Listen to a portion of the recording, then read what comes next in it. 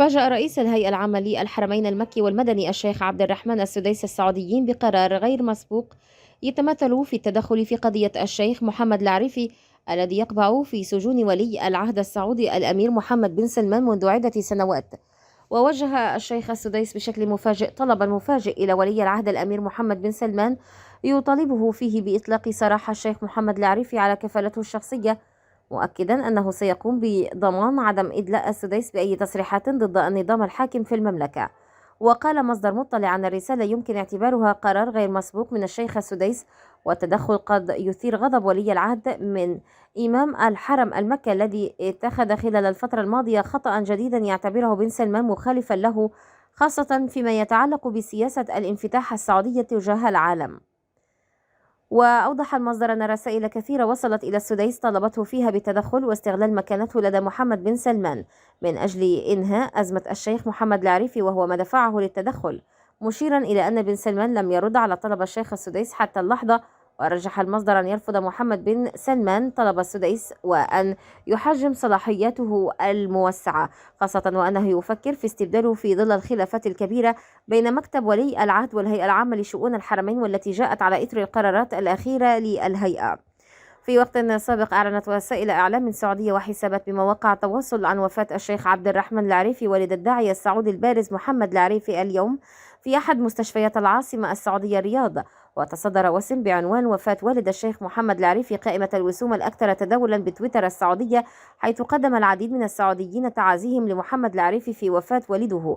وأرجع مغردون سبب وفاة والد العريفي إلى أنه نتيجة صراع طويل مع المرض وليس بسبب فيروس كورونا. وأقيمت صلاة الجنازة على الشيخ عبد الرحمن العريفي عصر اليوم في جامع الملك خالد بحي الحمام، حيث دفن في مقبرة عقب الرياض بحسب ما أفاد به ناشطون. وعبر الوسم كتب الدكتور حسن الحسيني معزيا على العريفي في وفاة والده: بقلوب المؤمنة بقضاء الله وقدره، وأتقدم بالعزاء لأخي الدكتور الشيخ محمد العريفي في وفاة والده الشيخ عبد الرحمن العريفي. وتابع: أسأل الله تعالى أن يتغمده بوسع رحمته وأن يسكنه فسيح جنته ويلهم أهله وذويه الصبر والسلوان، وأن يجعله من ورثة جنة النعيم.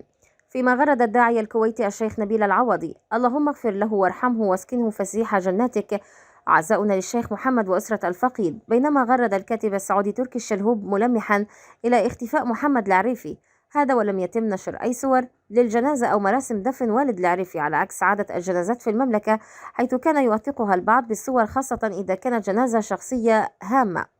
وبما أنه لم تنشر أي صور للجنازة، فلم يتم معرفة ما إذا كان الشيخ محمد العريفي حاضرا في جنازة والده أم لا.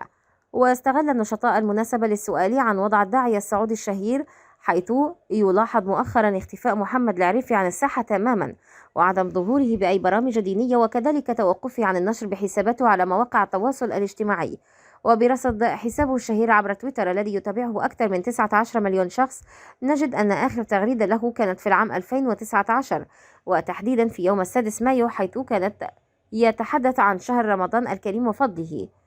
وفي فبراير 2021 فجر المغرد السعودي الشهير مجتهد مفاجأة خطيرة عن وضع الداعية السعودي الشهير الدكتور محمد العريفي، كاشفا عن ظروف سيئة يعيشها وضغط أمني عليه من قبل السلطات السعودية. وفي هذا السياق قال مجتهد الشهير بتسريباته السياسية من داخل أروقة الحكم بالمملكة يتابعه أكثر من 2 مليون شخص عبر تويتر وقتها أن محمد العريفي يمر بوضع نفسي سيء جدا. وأرجع الحساب الشهير ذلك إلى ضغط أمني يمارس عليه من قبل النظام السعودي القمعي، كما أشار إلى أنه تمت مصادرة حسابات العريفي في السوشيال ميديا وهي تحت تصرف المباحث السعودية، كما تم وضع سوار تتبع للمراقبة في ساقه، وألزم بتحديد تحركاته والاستئذان لأي تنقل غير روتيني وفق مجتهد هذا. ولفت مجتهد أيضا في تغريدته إلى أن الشيخ محمد العريفي وضع في منزله وسيارته أجهزة تجسس، كل كلامه مرصود للمباحث. واختتم تغريدته بالقول: ويستدعى كثيرا للمباحث فقط من أجل إهانته وإذلاله.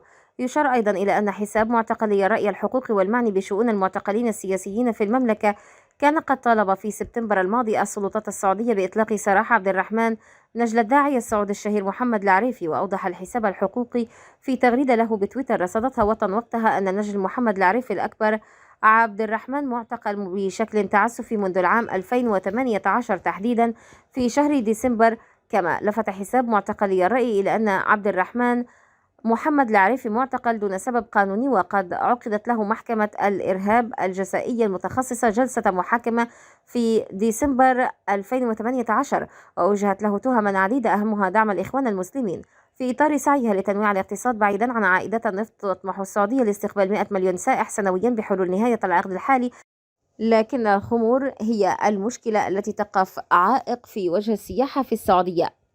وبحسب صحيفة الفاينانشال تايمز، موقع اليونسكو بالقرب من منطقة العلاء الذي يضم مقابر حجرية منحوتة في الصخر بات يضم شاليهات فاخرة تقع بين المنحدرات يمكن للزوار الأجانب الإقامة فيها، وهو جزء من مشروع طموح لتحويل المملكة المعروفة بالنفط والتزامها الصارم بالإسلام المحافظ إلى مركز سياحي وترفيهي.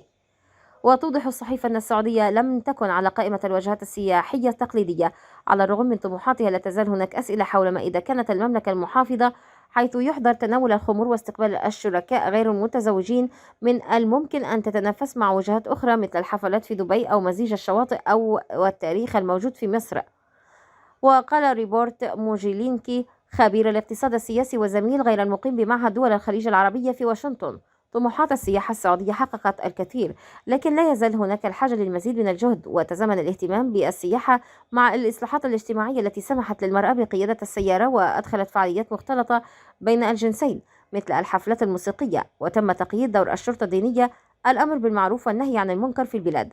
تشمل المشاريع المخطط لها مجمعا فاخرا يمتد إلى أكثر من 20 جزيرة في البحر الأحمر، وإجراء الإطلاق الأول في وقت لاحق من هذا العام. وتصف المملكة العربية السعودية أيضا مشروع نيوم المخطط له بأنه المشروع السياحي الأكثر طموحا في العالم. يوصف مشروع نيوم بأنه المشروع السياحي الأكثر طموحا في العالم. وفي العاصمة الرياض تم بناء مشروع بوابة الدرعية في الموقع الذي تحركت منه عائلة آل سعود الحاكمة ووحدت البلاد. يتضمن المشروع الذي تزعمت الحكومة أنه سيصبح أحد أعظم أماكن التجمع في العالم موقعا تراثيا لليونسكو وفنادق ومطاعم راقية. يتم تمويل جزء كبير من العمل في مختلف المشاريع من قبل صندوق الاستثمارات العامة في المملكة البالغ قيمته 600 مليار دولار. تشير الصحيفة إلى أن إحدى المشاكل التي تواجهها السلطات هي عدم وجود الخمور وفق BBC. وانتشرت الشائعات منذ سنوات بأن المنتجعات والمناطق الاقتصادية الخاصة ستسمح بيوم من الأيام بتقديم الخمور، لكن الموضوع لا يزال مثيرا للجدل إلى حد كبير في مسقط رأس الإسلام. ويقر المسؤولون سرا بأن ذلك سيحدث في نهاية المطاف بهدوء وتكتم تماما. كما غضت السلطات الطرف عن شرب الكحول في مجمعات مغلقة يسكنها الغربيون. وأصدرت المنظمة الأوروبية السعودية لحقوق الإنسان ومنظمة ريبيرف تقريرا مشتركا تحت عنوان سفك الدماء والأكاذيب: مملكة الإعدامات في عهد محمد بن سلمان، تناول انتهاك المملكة السارق للحق في الحياة. وأظهر التقرير أن السعودية أعدمت ما لا يقل عن 1390 شخص خلال الفترة من 2010 إلى 2022، مما يجعلها واحدة من أكثر الدول تنفيذا لأحكام الإعدام على مستوى العالم. والأرقام التي حال لها التقرير بيّنت أن معدل تطبيق السعودية لعقوبة الإعدام تزايد بشكل كبير منذ العام 2015. وقد حدث هذا التصعيد على مرأى من ملك السعودية سلمان الذي اعتلى العرش في 23 يناير 2015، وابنه ولي العهد ورئيس مجلس الوزراء محمد بن سلمان. جدير بالذكر أن المعدل السنوي للإعدامات تضاعف تقريبا منذ وصول الملك سلمان ومحمد بن سلمان إلى سدة الحكم في العام 2015.